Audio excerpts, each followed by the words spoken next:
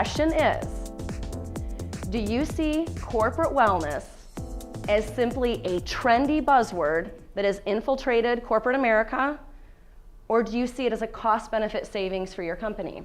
What causes these prices to inflate at such an incredible rate? I mean, what is it? What's happening? Let's break it down.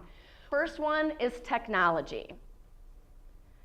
Now, I don't think anybody in the room would argue that technology has been a good thing for the medical community, right? We have more medications to treat. We have more testing to diagnose. We have a very advanced medical community in America. Why do we need all this technology that's extremely expensive and pricey to help treat us? Well, basically, we're kind of struggling with poor lifestyle behaviors.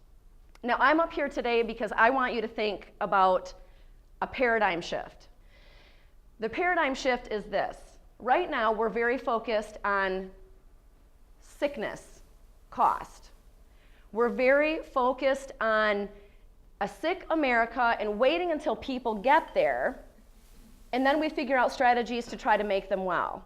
And that's very expensive. According to the CDC, people who sit on average 8 to 10 hours a day. So think about this. 8 hours at work, commute time, computer and TV time at night. That probably puts most of us in that category. People who are sedentary 8 to 10 hours a day lose 4.7 years off their life. Now, the American Heart Association says that 20 minutes of intense physical activity most days of the week. They don't even give you a number anymore because that stresses people out. They just say most days of the week. Actually can help you add those years back on. I really want people to get the idea that feeding your body for health is a way to sustain life. So all of these lifestyle factors, the three, the stress, the being sedentary, and the poor diet, are creating a financial loss for your company. Presenteeism is the idea that your employees are going to come to work even though they're not functioning at their best. 63% of our loss is due to this. If you take nothing else away today, understand this. 70% of all chronic illness is preventable through lifestyle behavior modification. We could actually decrease and limit the amount of depression, hypertension, diabetes, heart disease, arthritis, cancer, and skin conditions we have in our society. Just from nutrition alone, we can impact that. So you might be sitting there saying to yourself, okay, Jen, I get it, but you know what? Someone's health is their own personal responsibility. As their employer, it is not my responsibility. Well, actually, I'm going to argue that point with you. Because people spend more waking hours at work than in any other location during their 24-hour day. Because if we want a successful corporate culture, we immerse in health. And to do that, we have to have support from leaders. If you want them to invest, it needs to become part of the lifestyle. To become part of the lifestyle within the corporate culture, it needs to be part of your company values. See, here's the problem with the path we're on right now. It's not sustainable.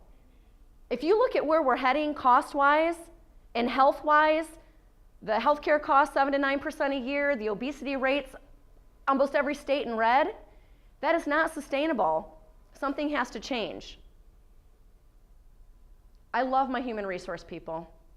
Every company I work at, well, actually, some of them don't even actually have a human resource because they're smaller than that, but it's the person who's basically in charge of the human resource. They have such an important job, taking care of their people. And I don't want to offend anybody when I say this, but they're not wellness experts. So my purpose in Evolve, in what I am trying to create, is a contact person for you for wellness. Someone on the outside. Someone who can come in and work with your people and talk to your people and help them get excited about being part of a huge cultural shift. That we're shifting to preventative care because we care about our people and we love our employees. Do you ever think about talent retention? People want to be healthy and they want to work in a healthy environment with a successful company that's trendy and forward-thinking. So the idea of having a corporate wellness coach come in and say, you know what, I'm going to work with human resources. I'm going to help you implement programs. I'm going to get your employees excited. We are now a team. It's you and me and hopefully all of the leadership. And they are going to support these initiatives. And we're going to show them why it's a cost-benefit savings for their company. And we're going to get them excited about wellness, and your employees are going to be on board. We are in need of a paradigm shift. Companies have the power to affect change in people. We see the statistics, we're terrified by them, and we have the ability to decide whether or not corporate wellness is a worthy investment. So I'm going to ask you the question I asked you at the beginning.